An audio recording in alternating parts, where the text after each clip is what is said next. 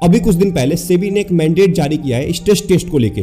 अब देखिए सेबी ने ये कहा है ना सारे म्यूचुअल फंड हाउस को कि आप अपना स्ट्रेस टेस्ट का स्कोर हर 15 दिन के अंदर में एएमएफआई को अपडेट करिए। अब ये स्ट्रेस टेस्ट होता क्या है और एक रिटेल इन्वेस्टर के लिए कितना इंपॉर्टेंट है, हम इस पूरे वीडियो के अंदर जानेंगे। और सबसे मोस्ट इंपॉर्टेंट, क्या इस स्ट्रेस टेस्ट से आपको स्ट्रेस लेना है, ये भी हम जानेंगे इस पूरे वीडियो के अंदर। तो अगर आप इस वीडियो पे पहली बार आए तो वीडियो को लाइक कर दीजिएगा एंड चैनल को जरूर सब्सक्राइब कर लीजिएगा। फिर देर किस बात की, वीडियो को स्टार्ट करते हैं। सबसे पहले हम बात करेंगे स्ट्रेस टेस्ट के बारे में कि आखिर में स्ट्रेस टेस्ट होता क्या है। बट उससे पहले हमें लिक्विडिटी के बारे में जानना पड़ेगा, क्योंकि अगर आपको लिक्विडिटी के बारे में ही नहीं पता रहेगा तो आप स्ट्रेस टेस्ट को कभी नहीं समझ पाएंगे। तो मान के चलते हैं आप किसी भी म्यूचुअल फंड में पैसा इन्वेस्ट करते हैं और आपका एक टाइम होता है, मतलब आप एक गोल के लिए पैसा इन्वेस्ट करते हैं, 10 साल के लिए, 15 साल के लिए, 20 साल के लिए, 30 साल के लिए, वो आपका गोल होता है। आप अपने गोल के हिसाब से पैसा इन्वेस्ट करते हैं म्यूचुअल फंड के अंदर। और जब आपका गोल कंप्लीट हो जाता है तब आप म्यूचुअल फंड से अपने यूनिट्स को रिडीम करना स्टार्ट कर देते हैं। आप रिडेम्पशन रिक्वेस्ट डालना स्टार्ट कर देते हैं फंड हाउस के पास।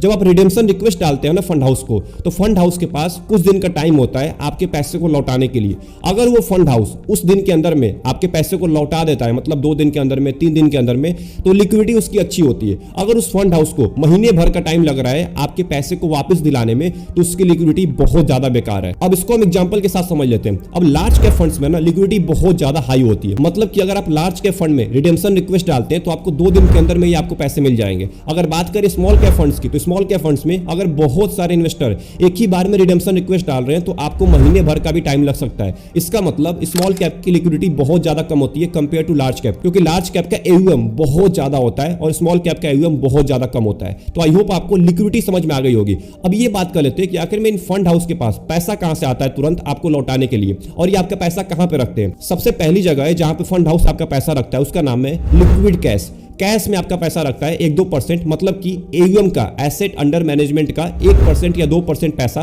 कैश में होता है फंड हाउस के पास। ये कैश में पैसा इसलिए रखा जाता है क्योंकि अगर थोड़ा बहुत रिडेम्पशन रिक्वेस्ट आता है, मतलब थोड़े बहुत लोग पैसा निकालते हैं, तो कैश से निकाल के आपको पैसे दे दिए जाए। और दूसरी जगह है जहां पे आपके पैसे को फंड हाउस रखता है, उसका नाम है सिक्योरिटीज। सिक्योरिटीज में आपके पैसे को रखा जाता है, जैसे कि स्टॉक्स हो गया तो स्टॉक्स में पैसे इन्वेस्ट करेगा, मतलब बहुत सारे कंपनीज के शेयर्स में आपके पैसे को इन्वेस्ट किया जाता है, बॉन्ड्स में पैसा इन्वेस्ट किया जाता है, तो मैक्सिमम पैसा यहीं पे इन्वेस्ट किया जाता है। अब जब एक ही बार में ना मार्केट के अंदर पैनिक सिचुएशन आती है और एक ही बार में बहुत सारे इन्वेस्टर्स पैसे निकालने के लिए अपना रिडेम्पशन रिक्वेस्ट डालते हैं, तो उनको सिक्योरिटीज को बेचना पड़ता है, मतलब स्टॉक्स को बेचना पड़ता है, बॉन्ड्स को बेच के पैसा निकालना पड़ता है, तो यहां से पैसे निकालने पड़ते हैं और यहीं पे टाइम लगता है बहुत ज्यादा। क्योंकि अगर एक ही बार में लगभग 25 से 30% इन्वेस्टर्स एक ही म्यूचुअल फंड से पैसा निकाल रहे हैं, तो वहां पे टाइम लग सकता है और 25 से 30 दिन का टाइम लग जाता है, स्पेशली स्मॉल कैप के अंदर, क्योंकि स्मॉल कैप का एयूएम जो होता है ना 5000 करोड़ से कम का होता है। इसी को बेहतर बनाने के लिए सेबी ने एक उपाय निकाली है जिसका नाम है स्ट्रेस टेस्ट। अगर आपको अपने म्यूचुअल फंड का स्ट्रेस टेस्ट का स्कोर पता चल जाएगा तो आपको अपने म्यूचुअल फंड के बारे में पता चल जाएगा कि आखिर में मेरा म्यूचुअल फंड मेरे पैसे को कितने टाइम के बाद लौटा देगा। क्या उसके पास अभी के टाइम पे इनफ कैश है, क्या उसके पास अभी के टाइम पे इनफ सिक्योरिटीज है जिसको बेच के वो मेरे पैसे को लौटा पाए। तो स्ट्रेस टेस्ट के स्कोर से आपको ये तो पता चल जाएगा कि मेरे फंड की लिक्विडिटी कैसी है। अगर लिक्विडिटी हाई रहेगी तो आपका स्ट्रेस टेस्ट का स्कोर अच्छा रहेगा, अगर लिक्विडिटी कम रहेगी, मतलब पैसे निकालने में दिक्कत होगा, तो आपका स्ट्रेस टेस्ट का स्कोर बेकार रहेगा। तो आई होप आपको स्ट्रेस टेस्ट समझ में आ गया होगा। अब बात कर लेते हैं कि हमारे और आपके लिए, मतलब कि एक रिटेल इन्वेस्टर के लिए ये स्ट्रेस टेस्ट कितना इंपॉर्टेंट है। स्मॉल कैप म्यूचुअल फंड और मिड कैप म्यूचुअल फंड में पिछले 3-4 साल के अंदर में इतने पैसे डाले गए हैं, इतने पैसे इन्वेस्ट किए गए हैं, इतने इन्वेस्टर्स ने पैसा इन्वेस्ट किया है कि इसका एयूएम बहुत ज्यादा हो चुका है। आप आज भी जाके देख सकते हैं जो स्मॉल कैप फंड में सबसे ऊपर बैठा हुआ है फंड, जो कि सबसे ज्यादा रिटर्न आपको दिया है पिछले 3-4 साल के अंदर में, उसका आप एयूएम जाके देख लीजिए। आप अगर उसका एयूएम देखेंगे ना 2020 के अंदर तो कुछ नहीं था, और आप 2024 में जाके देखेंगे तो उसका एयूएम 10,000 करोड़ को टच कर चुका है। मतलब कि इतने ज्यादा पैसे इन्वेस्ट किए गए हैं स्मॉल कैप फंड्स के अंदर कि उसका एयूएम बहुत ज्यादा हो चुका है और ये बहुत ही प्रॉब्लम हो सकती है आगे चल के, क्योंकि जो कोविड के बाद इन्वेस्टर्स आए ना उनको कभी भी क्रैश के बारे में कुछ पता ही नहीं है, क्योंकि कोविड के बाद मार्केट ऑल टाइम हाई ही टच करते जा रहा है, कभी भी क्रैश नहीं हुआ है। और जब भी क्रैश आएगा सबसे पहले इनका ही पैसा डूबेगा, इसीलिए यहाँ पे स्ट्रेस टेस्ट को लाया गया है। और ये एक रिटेल इन्वेस्टर के लिए बहुत ज्यादा इंपॉर्टेंट है, क्योंकि कल को कोई अगर पैनिक सिचुएशन आती है स्टॉक मार्केट के अंदर तो सबसे पहले यही लोग पैसा निकालेंगे। जो लोगों ने पैसा इन्वेस्ट किया है पिछले 3-4 साल के अंदर में, यही लोग पैनिक होकर पैसा निकालेंगे और एक ही बार में इतने ज्यादा लोगों का पैसा मिलना बहुत ही मुश्किल है, वो भी स्मॉल कैप फंड से, क्योंकि स्मॉल कैप फंड्स में लिक्विडिटी बहुत ही कम होती है, बहुत ही कम होती है। आपके पैसे मिलने में महीने भर का भी टाइम लग सकता है। और सबसे मोस्ट इंपॉर्टेंट, जब इतने लोग आए स्मॉल कैप फंड्स के अंदर, तो अगर मार्केट कभी भी क्रैश होता है आगे चल के, तो स्मॉल कैप फंड्स को रिकवर करने में कई साल का टाइम लग जाता है, मतलब कि 4-5 साल का टाइम लग सकता है उसको वापस इतना आने में। इसीलिए सेबी ने ये डिसीजन लिया है कि हमें स्कोर लाना पड़ेगा हर 15 दिन के अंदर में। हर म्यूचुअल फंड को AMFI को अपना स्ट्रेस टेस्ट का स्कोर सेंड करना है। अब 15 मार्च 2024 को सारे म्यूचुअल फंड्स को अपना रिपोर्ट सेंड करना था AMFI को, जिसमें से इन सभी म्यूचुअल फंड्स ने अपना रिपोर्ट सेंड कर दिया AMFI को और इनका रिपोर्ट आ चुका है। मैं आपको इसके अगले वीडियो में इन सारे म्यूचुअल फंड्स का जो रिपोर्ट का स्कोर है ना, ये मैं आपको जरूर बताऊंगा।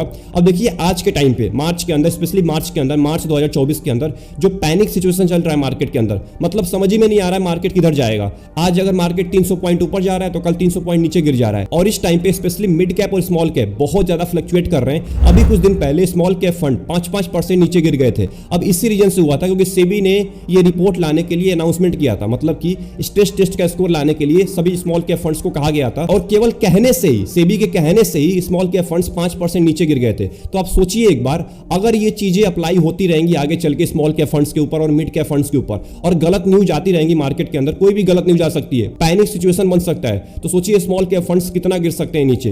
केवल रिपोर्ट आने से 5% गिर गया, तो अगर कोई भी बड़ी चीजें होती है मार्केट के अंदर तो सोचिए स्मॉल कैप फंड्स कितना गिर जाएंगे। और अभी तो बहुत सारे ऐसे म्यूचुअल फंड हाउस है जिन्होंने अपना लमसम इन्वेस्टमेंट भी बंद कर दिया है। आपके स्क्रीन के सामने ये सारे के सारे म्यूचुअल फंड हाउस अपना अभी के टाइम पे लमसम इन्वेस्टमेंट बंद कर चुके हैं। अब ये बंद करने का रीजन क्या है, इसको जान लेते हैं। अब देखिए बहुत सारे इन्वेस्टर्स क्या करते थे ना कि एक ही बार में 1 लाख 2 लाख 3 लाख रुपए लमसम करके छोड़ देते थे लंबे टाइम के लिए। अब इससे क्या नुकसान होता है ना कि स्पेशली मिड कैप और स्मॉल कैप में एक ही बार में ज्यादा पैसा आ जाता है। अब आप अगर SIP करते हैं तो SIP में क्या होता है ना कि आप हर महीने पैसा इन्वेस्ट करते हैं, 2000 रुपए, 5000 रुपए, 10,000 रुपए। अब उससे एक ही बार में ज्यादा पैसा नहीं जाता है फंड हाउस के पास। बट अगर आप एक ही बार में 1 लाख रुपए 2 लाख रुपए का इन्वेस्टमेंट एक ही बार में आता है ना फंड हाउस में, तो वो ज्यादा पैसा हो जाता है और उसको ही मैनेज करना बहुत ही मुश्किल है। और स्पेशली लमसम इन्वेस्टमेंट ही ज्यादा हो चुका है, इसीलिए लमसम इन्वेस्टमेंट को बंद कर दिया है बहुत सारे म्यूचुअल फंड हाउस से, स्पेशली स्मॉल कैप के अंदर में। तो अब बात करते हैं कि क्या इस स्ट्रेस टेस्ट से आपको स्ट्रेस लेना है। अब देखिए सेबी जो भी डिसीजंस ले रही है, जो भी रूल ला रही है, जो भी यहाँ पे गाइडलाइंस ला रही है, ये आपके लिए ला रही है, एक रिटेल इन्वेस्टर के लिए ही ला रही है। अगर आपको पता ही नहीं चलेगा कि मेरे म्यूचुअल फंड हाउस का लिक्विडिटी कितनी है, मतलब कि अगर आप पैसे निकालने गए, अगर कोई भी इमरजेंसी आ गई आपके लाइफ में और आपने सोचा कि मेरे को म्यूचुअल फंड से पैसा रिडीम करना है और वो पैसा रिडीम होने में ही 15-20 दिन का टाइम लग गया, तो आप क्या करेंगे। तो इसी चीज को सॉल्व करने के लिए स्ट्रेस टेस्ट स्कोर लाया जा रहा है। अगर स्कोर अच्छा रहेगा आपके म्यूचुअल फंड का तो आपके म्यूचुअल फंड की लिक्विडिटी भी अच्छी रहेगी। अगर स्ट्रेस टेस्ट का स्कोर बेकार रहेगा तो लिक्विडिटी भी आपके म्यूचुअल फंड की कम रहेगी, आपको टाइम लग सकता है आपके पैसे वापस मिलने में। तो अगर आप एक म्यूचुअल फंड इन्वेस्टर हैं तो आप लंबे टाइम तक बने रहिए, अपने SIP को कंटिन्यू करिए, SIP करते रहिए। SIP के ऊपर कोई भी दिक्कत नहीं आने वाली है, तो SIP करने से मत डरिए। बहुत सारे लोग हैं जो ये बोल रहे हैं कि SIP को सेल करके बाहर आ जाए, क्योंकि अभी के टाइम पे पैनिक सिचुएशन चल रहा है मार्केट के अंदर। अब देखिए इसको देख के आपको पैसा नहीं निकालना है। मार्केट के अंदर ऐसे सिचुएशन आते रहते हैं, इनको आपको गौर नहीं करना है। आपको अपना SIP कंटिन्यू करना है, अपने गोल तक पैसा इन्वेस्ट करना है, गोल से पहले पैसा नहीं निकालना है। अगर कोई भी इमरजेंसी आती है मार्केट के अंदर, आपको पैनिक बिल्कुल नहीं होना है। तो आई होप आपको स्ट्रेस टेस्ट के बारे में पता चल गया होगा कि आखिर में स्ट्रेस टेस्ट होता क्या है और एक रिटेल इन्वेस्टर के लिए ये कितना जरूरी है। तो अगर आपको ये वीडियो पसंद आई तो वीडियो को लाइक कर दीजिएगा। एंड अगर अभी भी आपके माइंड में कोई डाउट चल रहा है कमेंट बॉक्स में जरूर टाइप करेगा। और अगले वीडियो में हम बात करेंगे कि आखिर में जो म्यूचुअल फंड ने अपना स्कोर सेंड किया है अभी के टाइम पे, क्या उनका स्कोर है, क्या उसमें आपको पैसा इन्वेस्ट करना चाहिए, इसके बारे में हम अगले वीडियो में बात करेंगे। तब तक के लिए अपना ख्याल रखिए। Best of luck, take care.